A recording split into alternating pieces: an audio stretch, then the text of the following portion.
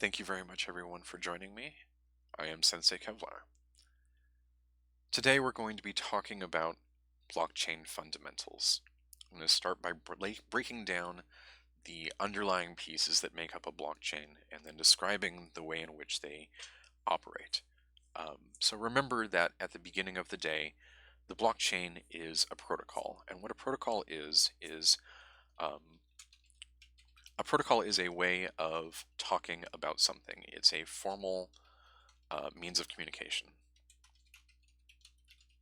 And what we're saying when we say a formal means of communication is we're saying that it will conform to a specification.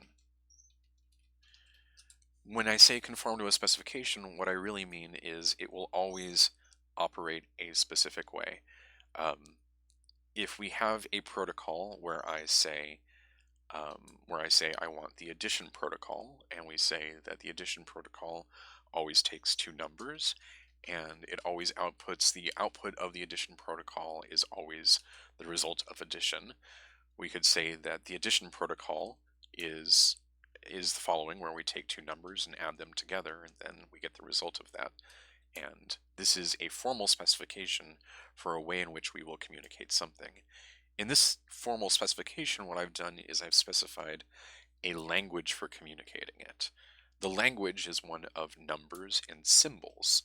In this case, the numbers are 1 and the symbol plus, and the number 1 and the symbol equals, and the number 2. So I can break this down into further aspects of my protocol, in which I can say it always must contain the following format. It must contain a number followed by the plus symbol. The addition protocol must contain a number followed by a plus symbol, followed by a number, followed by the equals symbol, followed by a number. And in this way, we can say that this correctly follows the addition protocol. We can say this because we can verify independently for ourselves that 1 plus 1 does in fact equal 2. Equally, we can say 5 plus 3 is equal to 4, and we can say that this does not follow the addition protocol. This does not conform to the specification that we have outlined as our formal means of communication. This is an incorrect implementation of the specification. We're saying that this is not correct. We would reject this as an implementation of our protocol. So coming back to blockchains, what blockchains are is they're protocols. They're descriptions of a way in which we will structure something. We will structure a form of communication using a set of symbols and language, a set of symbology for describing that communication. We will say that this symbology will always follow a specific specification. It will always conform to a specific ordering. It will always have a very specific set of rules which it must follow to be considered the formal specification. And if it does not follow that formal means of specification, then it is not the protocol. It's a different protocol. We're not following the protocol at this point. So blockchains are a way of describing a formal means of communication for solving a very specific problem. So I'm going to go back to the problem that we originally solved, the Byzantine general problem. The Byzantine general problem states the following. Say we have a general in the army, and he has lieutenants. He has grunts beneath him who he needs to communicate with, right? You have one general and many grunts beneath him, okay? And beneath the grunts, you have soldiers. You have people on the ground, you have troops on the ground who are being controlled by the grunts who are being controlled by the general, okay? You have a problem with communication in which the general needs to communicate orders to his lieutenants and his, the people on down the ranks, who then need to plan their opportunities with their troops and create strategies around how to order them to do what they need to do. Okay. So, in a distributed environment, you potentially have a situation where the one general has to order many, many troops in a distributed environment because the grunts are all deployed and the troops are all deployed across different land environments. And in this situation, what happens is that you potentially might have communication problems. You might have spies. You might have grunts or troops which are disloyal. And so you might have communication problems and the potential for communication problems. And the way that we can figure this out is that we can say it used to be thought that it was mathematically provable that so long as more than 50% of the grunts stayed loyal, and they would be able to suss out bad communications. They would be able to suss out bad orders in the communications channel. Or sorry, 33% in or 66% in the communications channel, 66%. So long as more than 66% of the grunts were loyal, then they could have enough messages amongst themselves to pick out the spy, because the spy would be the guys who had the messages of which there were less if there were conflicting messages. If the general gave a message and he said, we want to move south, and then a lesser group of him, a lesser group of his grunts had the message, we want to move north, then if more than 66% of the grunts were loyal and they all had the south message, they would be able to suss out that the north message was bad. Okay.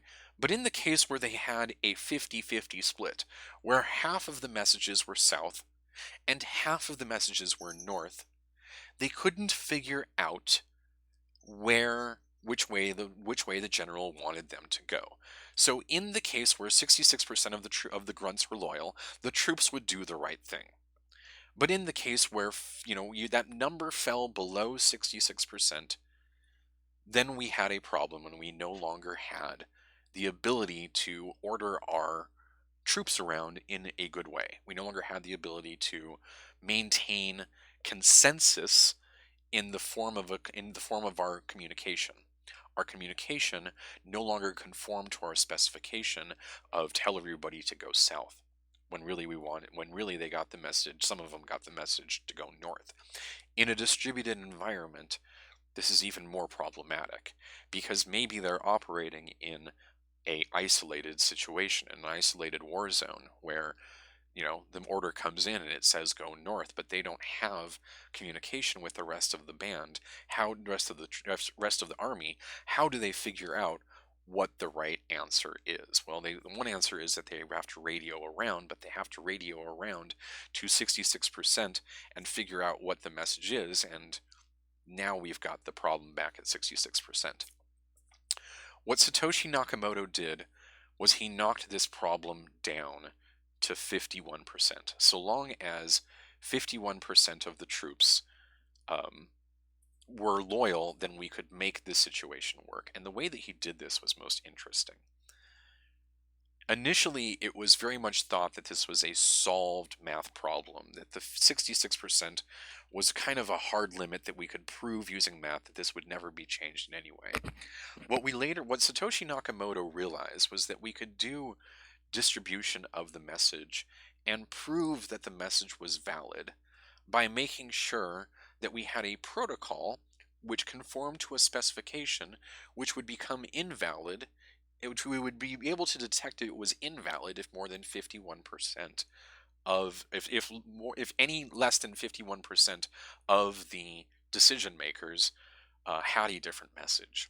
So the first thing that he realized was it was really, really, really, really critical to be able to identify messages and string messages together in what he would later call a chain.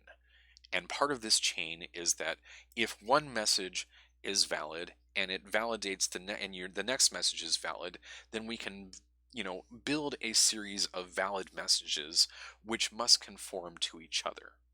if the previous message is valid, then it must also validate the message before it, which in turn must also validate the message before it, which in turn must also validate the message before it. And so any old messages should be able to be validated against that chain of messages. And in order to add new messages to the chain, what he did is he made people accomplish work. So here's the way that he figured this out. He started with this idea of making this message chain together. So we have message 1, and then later on we get message 2.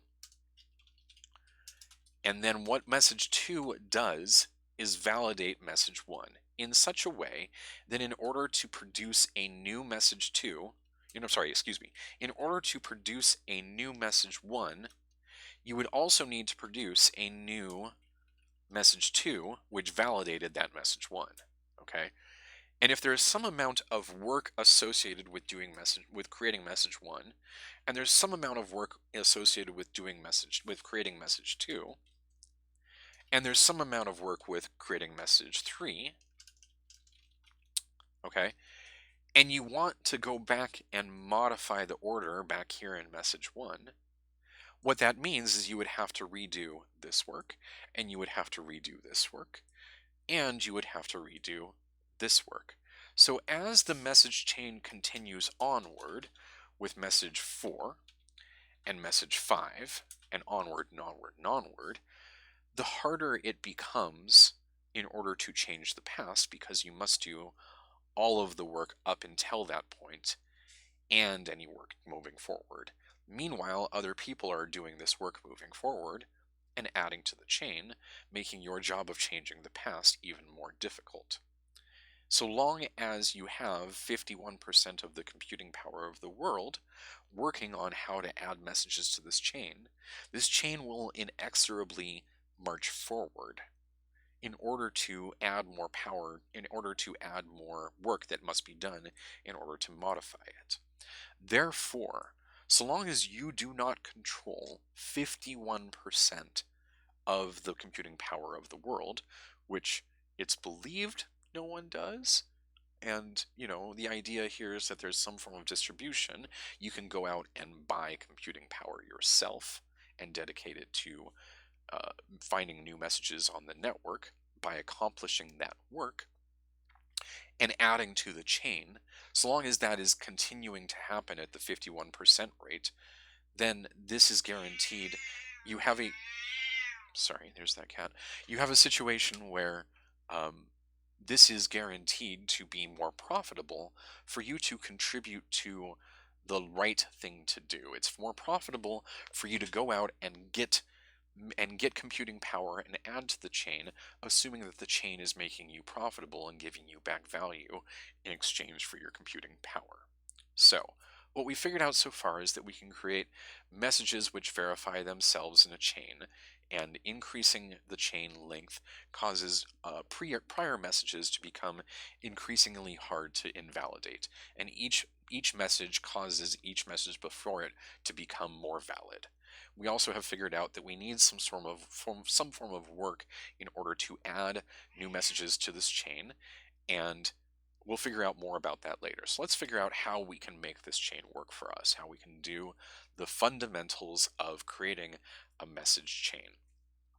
In prior discussions, I've talked about the role of encryption, and I've talked about ways in which we can use mathematical functions to modify our data. And one of the ways in which we can modify the data is we can do something called hashing. And what hashing is a one-way math algorithm. Okay, and what one-way math algorithm means is if you take some data and you run it through your hashing algorithm, what you get is what we call a hash. And given the same data, if you plug the same data into the same hashing algorithm, you will get outside of that, out of that the same hash. And what's interesting about that is, so the same data is equal to the same hash. And if you even change the data by as much as one character, okay, you will get, here you have, hash 1. This is some hash. And if you change the data by even so much as one character, you will get some radically different hash. Okay, so the result of changing the data that goes into the hashing algorithm will radically change the output of the hash. Now this hash has some more interesting properties. This hash will be of a fixed length regardless of the length of the data. So we have variable length data that results in a fixed length hash. So we'll say that the variable length data is x amount of, x or n amount of bytes. Okay, doesn't matter. It can be 1 byte, it can be 10 gigabytes, it can be anything in between. But the hash is always, for instance, 32 bytes long, no matter what.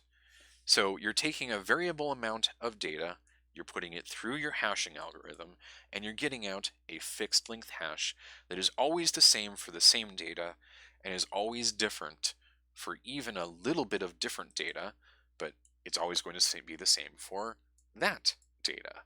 So what we're doing is we're creating what we call a unique identifier for that data. A unique identifier for a piece of data is about uniquely describing the data. We can say that when we encounter this data, we will always get this hash, and this hash therefore uniquely identifies this data. But here's the important part. Somewhere along the way, we lost the data. We had 10 gigabytes of data going into this process, and coming out of this process, we only have 32 bytes of data. And there is no, and here's the real point of this algorithm, there is no known way to reverse this process. Given a hash, if you do not know the data, you cannot reverse this process. You cannot take the hash, put it back through the hashing algorithm, and get the data again. The data has been lost. It's gone. We only have 32 bytes, and that represents a unique identifier for our data, but it does not represent the data itself. It is an abstraction from the data, and it is a way of determining that this data is valid. Because if we were to take this data and we were to put it through our hashing algorithm, we would get a hash. And that hash would never change regardless of, as long as that data never changed. So, in this way, we begin to construct our blockchain. And the way that this works is we take our message 1 and we say, this is our order to, move 10 kilometers north. And we say, message 1 is 10K, it's 10 kilometers north. Okay. What we do is we put this through our hashing function. Okay. And we say this is equal to the message 1 hash. We no longer know from the message 1 hash that the message was move 10 kilometers north. But what we do is we take this message 1 hash and we say, okay, the next message that we're going to order people to do is we're going to say, now move message 2, move 15 kilometers east,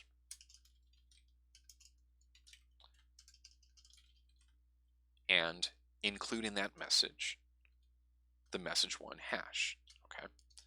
What this is saying is that this message, if this message is true, then this message is also true.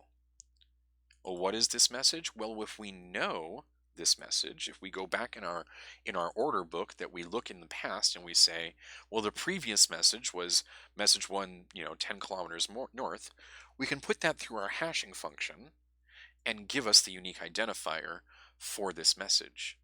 If the next message comes in and it says the same unique identifier that we identify for this message, then this message must agree that this message was the correct first message. It must say, this message must say that this message was correct. Now, if you get a message and it says message 1, message 1, and then not the hash that you computed, then these messages no longer agree. This message says either this message is a fake, a fraud, or alternatively, this message is a fraud.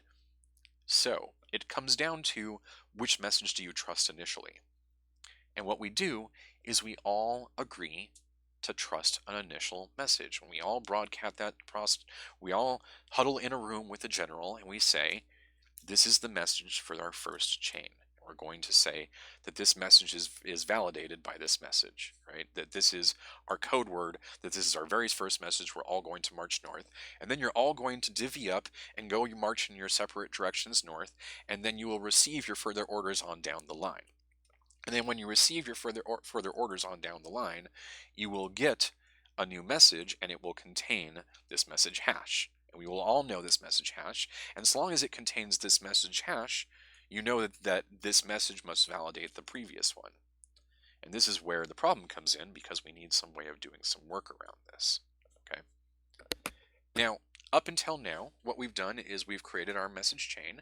And in our way, what we need to do is for the next message chain, we can say next message 3, move another 10k north. And then when we plug that into our hashing algorithm, now here's the point, was when we plug this into our hashing algorithm, is we get a new hash. Hashing, this is message 2 hash. Okay, so message 3 should contain, say, 10k north, and that should contain message 2 hash. Okay, in this way we're building our chain because message 2 hash validates this message and message 1 hash validates this message. This is our chain, and what we can do is we can validate that this chain is valid. We can say, yes, this message agrees with this message, and yes, this message agrees with this message by plugging into it, and you're just computing this over and over and over again. And then we arrive at message 3 hash. And now we're ready to write message 4. Okay. This is a blockchain. The idea here is that the whole thing can be validated, trivially validated. All you have to do, plug in your numbers, validate your hashes, moving backward in the chain, and then you have a validated blockchain. Now, the problem arises that maybe you get a message and the message comes in here and you say 10k, message 4, 10k south, and you want to verify this message. And this message says message 3 hash because we knew about this message 3 hash. And at this point, you have nothing to do but to follow these orders. You must go ahead and march 10k south. But then, when you arrive 10k south, then what you hear is that message 4, as they heard it, was march 10k west.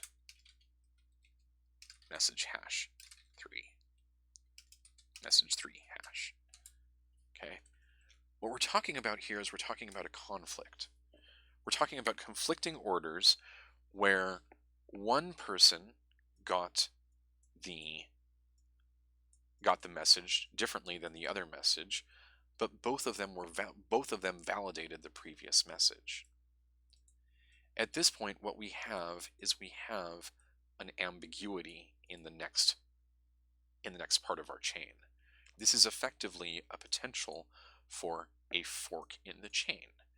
In one case, one army will go north and one army will go west, and this will cause a divergence in the marching orders and the overall formation of the army. This is a problem, and one that Satoshi Nakamoto sought to solve. So he said, okay, in order to ensure that these people are being honest about creating these messages, in this case, we're not actually having a general give the orders, we're having people compute the orders in the form of a message, that a chain that they want to validate moving forward. And what we want to do is we want to make it so that we can ensure that the messages are being created fairly and in a sane, regular manner. This is one of the things that he felt very, very strongly about, was that there needed to be a schedule upon which new messages were being created. And he chose an arbitrary number. He chose for that message schedule that people should randomly, completely at random, we don't know who it's going to be ahead of time, some lucky soul will every 10 minutes win the lottery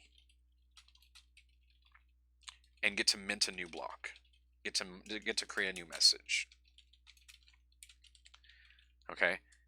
And the idea was that if you put your hashing power in, if you put your computing power into the lottery, then your chances for winning the lottery every 10 minutes should be let's put this down, your Bitcoin lottery winning chances should be proportionate to your contribution. What he was saying here was that your chances of actually winning this Bitcoin lottery and getting what at first was, 50 Bitcoin, was making your chances proportionate to how much computing power you had gone out and how much computing power you were focused on putting into the network.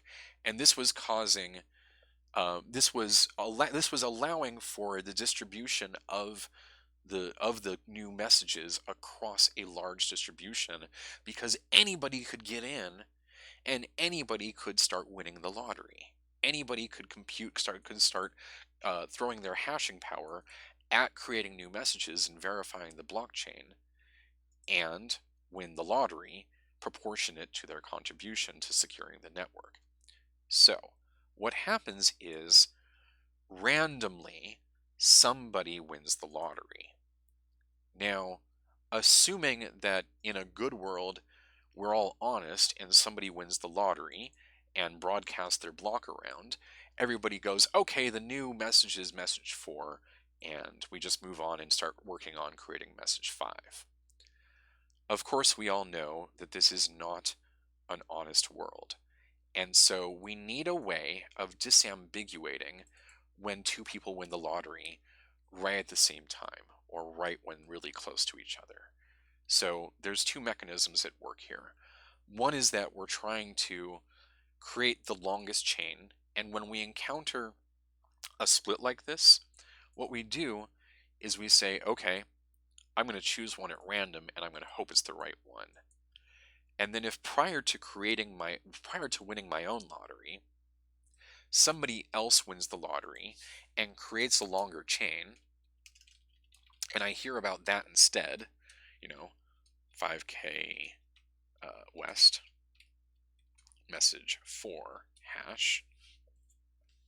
If I hear about a new message prior to me winning the lottery and creating my own message, well, I'm just going to assume well, let's see here, which one was this? And so in this case, either, let's figure it out, right? Hash of this was, you know,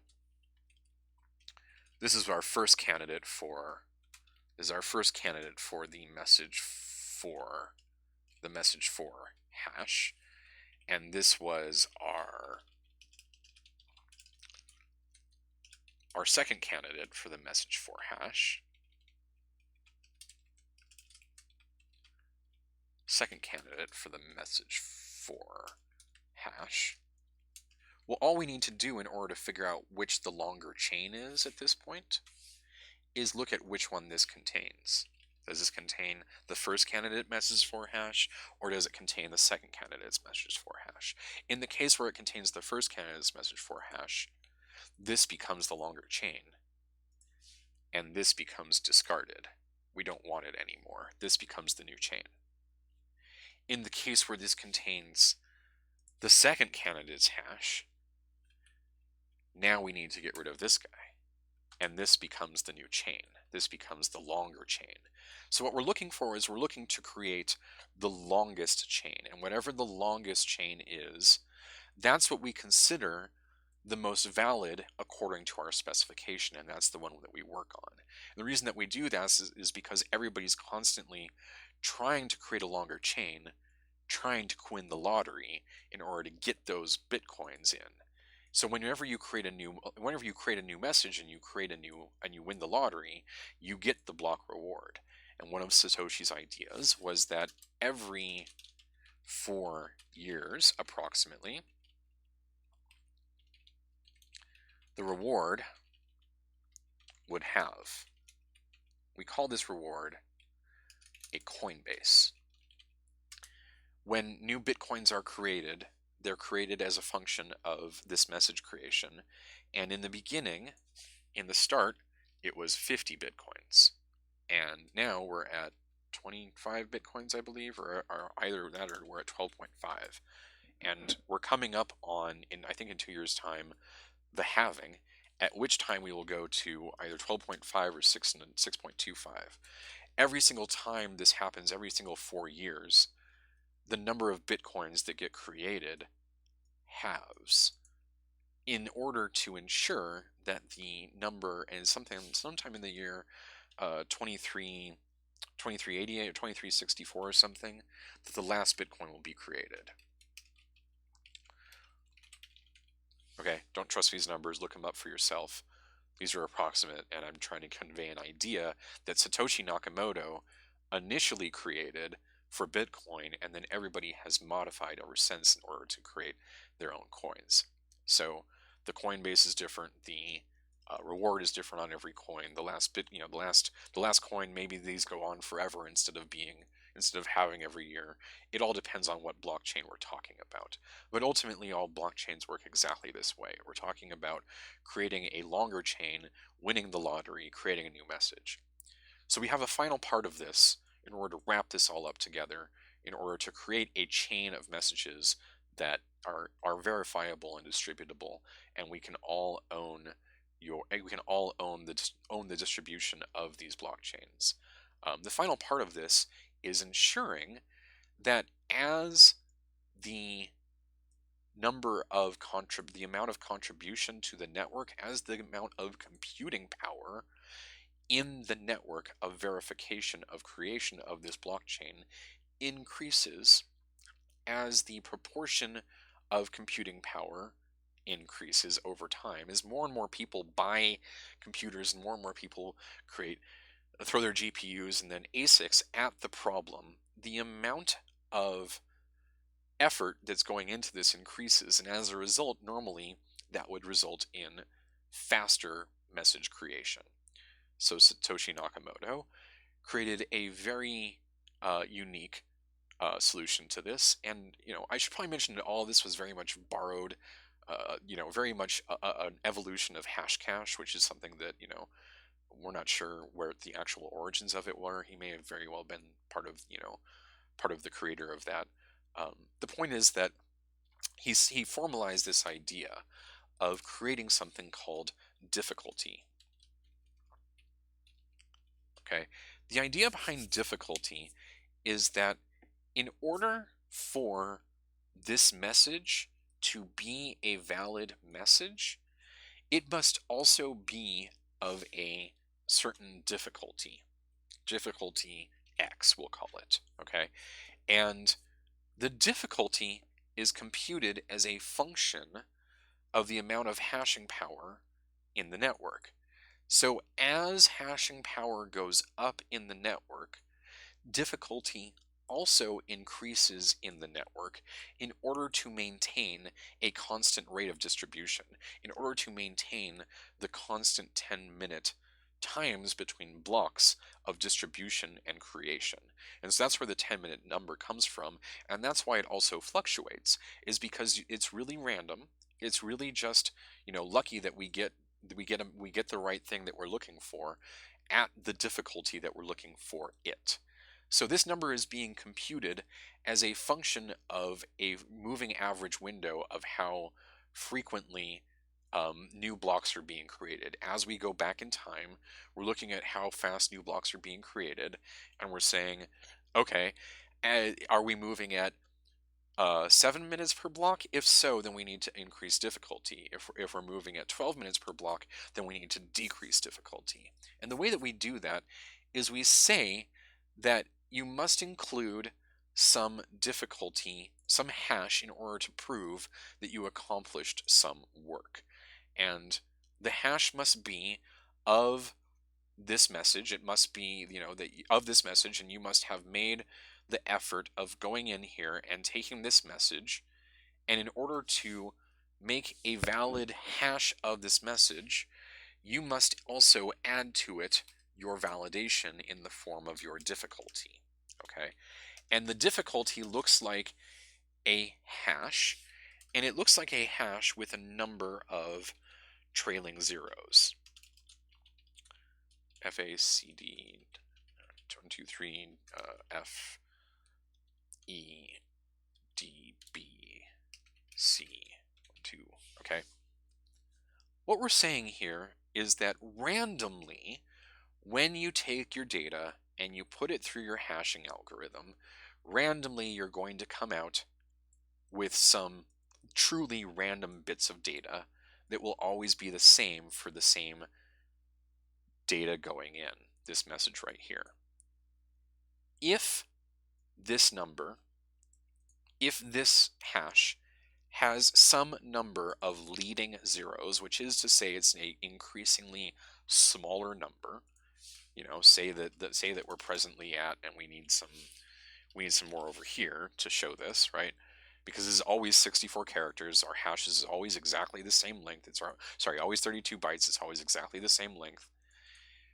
Randomly, as a function of doing the hashing mechanism, it will generate a hash which will randomly have some number of leading zeros here. It will be a randomly small number. If it is not a sufficiently small number, you are allowed to add to this something called a nonce. And a nonce is basically just a random number that allows you to permeate a difference of the message in order to arrive at a new hash. So if this right here does not give you what you're looking for in terms of your difficulty, then you're allowed to append to it your nonce, which is just a random number, and then do the hash over again to see if it generates a hash of the appropriate difficulty. If it does, then you're allowed to generate a block. And what this is we're looking at a probable distribution. Because the act of putting in data into the hashing function results in a completely random hash, there is no way to determine beforehand from the data how much leading zeros this hash will have. It's completely random. It's like flipping the dice and getting really, really, really, really lucky. And the more that we go, the more difficulty increases, the more leading zeros that the difficulty has, and the harder it becomes for you to win the lottery. So this is called hashing. What we're doing is we're taking this message right here and we're putting it through a hash and seeing if that hash meets the specified difficulty for the given network conditions. If it does meet that condition, hey, we just won the lottery, now we win some bitcoins. But chances are really, really good it won't. It won't meet that condition. It won't have enough leading zeros here. In fact, chances are really good it'll look something more like this, right? 80, this is in hexadecimal. It'll look something more along lines like this, and it won't have any leading zeros. And so you'll have to do this process of incrementing your nonce, going through the hash function and producing a new hash to see if it has the number of leading zeros to match the difficulty for the conditions of the network. All of this difficulty, hashing, all of this verification, this is all formalized in a specification. So long as we all agree that each block must be of the specified difficulty, which is to say that it must have the correct number of leading zeros. So long as we all agree that it must have the correct difficulty in order to form the next block, in order to form the next block, in order to form the next block, then we all agree that you did that amount of work proportionate to securing the network. If we all agree that you did that amount of work proportionate to securing the network, then we allow you to win the lottery and we allow you to create the next message. If we allow you to create the next message, this extends the length of the chain and allows us to verify the chain all the way going backwards. If we all agree that this is the formal specification by which we will agree to create this chain, if we all agree that we must agree to this difficulty, if we all reject blocks which do not conform to the specification, they do not conform to this difficulty, they do not contain a message which contains a nonce which generates a hash which validates the previous block, then we reject that block. We just throw it out. So long as everybody is doing this dance, so long as everybody is following this formal protocol specification, then we can all sit around and distribute the work of creating longer chains, and which are trivially verified. It's easy to see that this message validates this message, and this message validates this message, and this message validates this message. But it's very, very difficult to create a new message unfairly. And it's impossible to create a message which does not conform to the formal specification,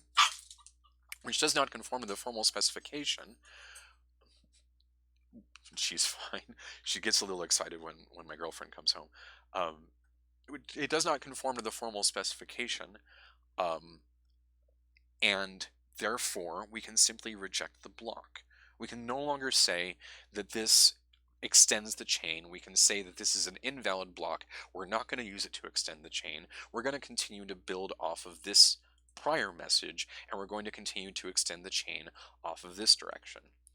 This also explains why when a protocol changes, in the case of like Bitcoin and Bitcoin Cash, you end up with a fork.